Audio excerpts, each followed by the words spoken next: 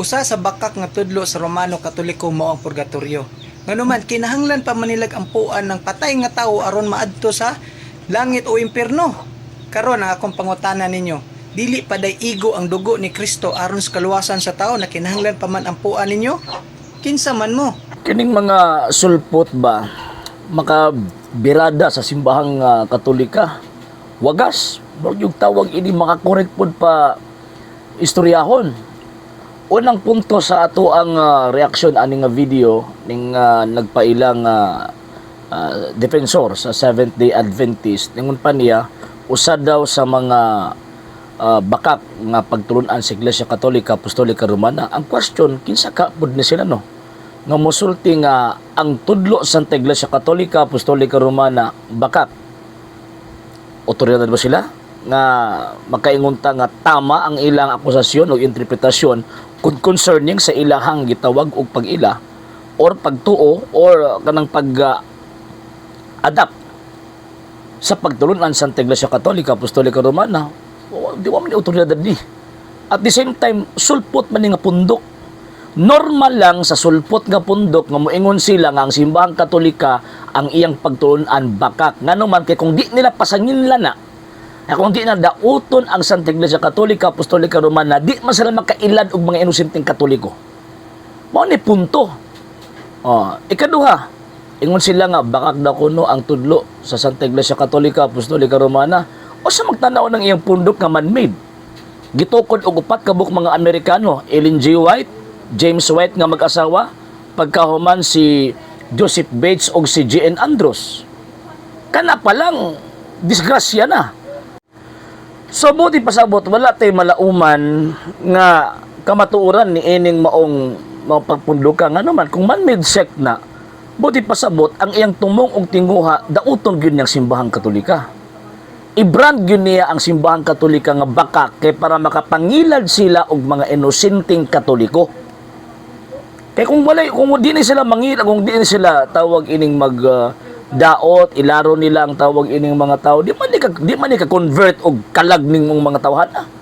Di man ni ka patay og kalag ning mga tawhana. Mo na ang style nila kay para hinlo sila tan-awon, hinlo sila paminawon, mo nang atakihon nilag sakto, labayan nilag hugaw ang simbahang Katoliko para ingnong tama sila.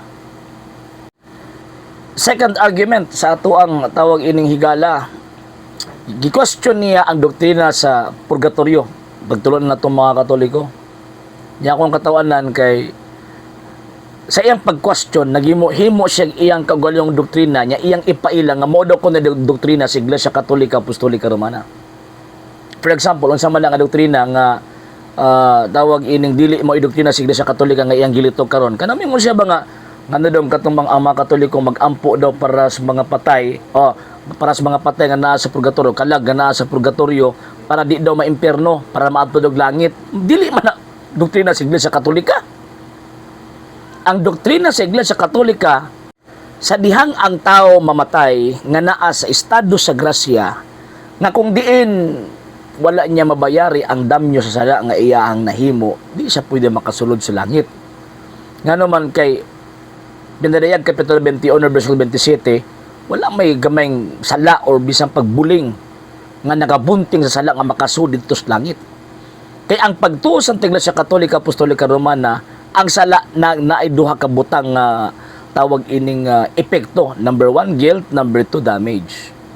So kung naa ka sa estado sa grasya, nadawat niyo ang kamatayon ni Kristo, wala na kay guilt. So di na kami impierno. Managing sa balang kasulatan nga tungod sa ngalan ni Kristo, wala na kalaglagan.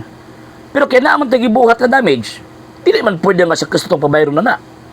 Ang damage nga ato ang gibuhat sa ato ang kagalingon, kita po ang mubayad ana. So buti pasabot, after death, kung nakadawat ta sa grasya ni Kristo, pinaagi sa mga sakramento, di na ta maadto sa impierno. O niya kay na may damage ang ato ang sala nga nahimo, o niya wala na ito mabayari samtang kita buhi pa. So sabi mahitabo ana, pasulok kag langit kung mamatay ka, no. Agi una kag purgatorio, dauban ka dito. Saint Matthew chapter 5 verse 26, bilangguon ka dito hangtod kabayran mo ang imong salaod. Buot ipasabot, ang tanan nga naa sa purgatorio wa nay kahigayunang maimpierno. So but ng iyang giingon nga para di maimpierno, wa na kayo. So, pasabot, naghimo sa doktrina, nga pag nasa purgatorio, napay kay ganang may impyerno niya, para magkahimot ng pag-ampo, di na siya may impyerno. Mali! Kay ang naa sa purgatorio, wa na kahigayon ng may impyerno, kay giandam na silang daan, di anian ng maong lugar, giulay sila, giandam padong sa langit. So, ang tanan nga naa sa purgatorio, ang destinasyon ana langit. Pero ano nag-ampo man may para sa ilang mga kalagi, para palingkawason sila sa dili madugay nga panahon ang lugar kay sumala pa ni Santo Tomas de Aquino, ang kainid sa purgatorio way kalainan sa kainid sa impyerno. So mo na, di ba? So mali ba? Mali nga tawag ining nga mindset. So kanang mingunig para maluwas ang iyang kalag kada na sa purgatorio, buti pasabot kanang temporaryong pag-antos. Kay pantuson mga kalag na dito. So mo na doktrina sa purgatorio mo na mag-ampo mi para sa mga kalag, maluwas sila sa pag-antos temporaryo mo na buot namong ipasabot. And lastly, ang question niya, dili pa ba igo ang tawag ining kamatayon ni Kristo para sa ilahang tawag ining sala? Igo, oy! Mo bitaw nga sa dihang makadawat na sakramento, wa ni kahigayon ng impyerno ng mga tawana, mga kalaga. Igo. Pero dili pwede nga ang damyos nga nahimo nako, nahimo nila, nahimo ninyo, o nahimo natong tanan, si Kristo yung magbabayro? No! Nga naman kay ang misyon sa Ginoong si Kristo, ipahibalik ang atong relasyon sa tao, ngadto sa Dios, pinaagi sa iyang kamatayon. So, buti pasabot, ang relasyon nato mo yung ipahiuli. Kaya kung mahiuli na, wala tayo kayo ng maimpirno. Wala tayo kayo ng pangmalaglag. Pero naamantay damage mo nang kinahanglan hugasan sa purgatorio. Mo na punto. Muna ako mag-question concerning purgatory, concerning doon na sigla sa katolikan niya. Napay tawag ining baga pagignaw, maingon nga kana bitong baka kapag tulunan, tanawa o na inyong doktrina. Nagyan ang basis ha? St. Matthew chapter 5 verse 26. O, bilangguon ka dito hangtod kabayran mo ang imong salaod. 1 Corinto kapitulo 3 versikulo 15. Naan kung masunog kini, mahano kini kaniya, apan maluwas siya nga nakaikya si gikan sa kalayo. Ang pangunahon na sa simbang katolika, refer na sa tawag ining purgatorio. Karon, kanang pagkapropeta ni Ellen G. White, anos ang nahitabo nga gisugo siya sa Dios nga mahimo siyang propeta.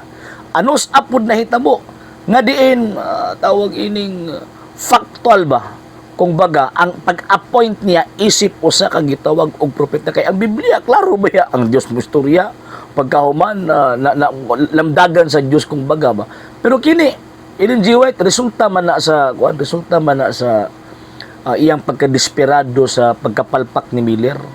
Mana sa tagna ni Miller, takdan pud siya. Abot ang panahon pud nga sumala pa sa mga kritiko niya na i-diferensya na iyang pangunahon na grabe na iyang hallucinations. O mo nga tagna niya, tuo-tuo pud ni sila. Mate, madisgrasya.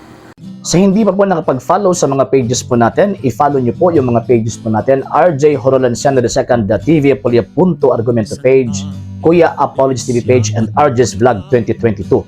And pwede rin po kayo mag-send po dyan ng Facebook stars. And also, sa atin po mga channels, sa hindi po nakapag-subscribe, subscribe po ninyo yung mga channels natin. Dalay Catholic, Apologies International Official, RJ Sano II TV, Kuya Apologies TV, and Barrio Kawayan Religious Forum. And pwede rin po kayo mag-send po dyan ng super sticker, super chats, and super thanks. And maraming salamat po sa mga kapatid at mga Katoliko na ulis pong tumutulong sa programa po natin. Maraming salamat po. Nang dahil po sa tulong at suporta po ninyo, ang programa pong ito, until now, andito pa rin po sa social media.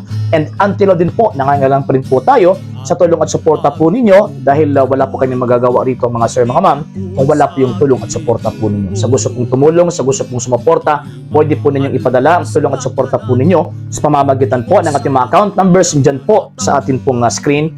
And pwede nyo po kaming i-message sa ating pong page kung via remittance po yung ipadala po ninyo. Maraming salamat po in advance.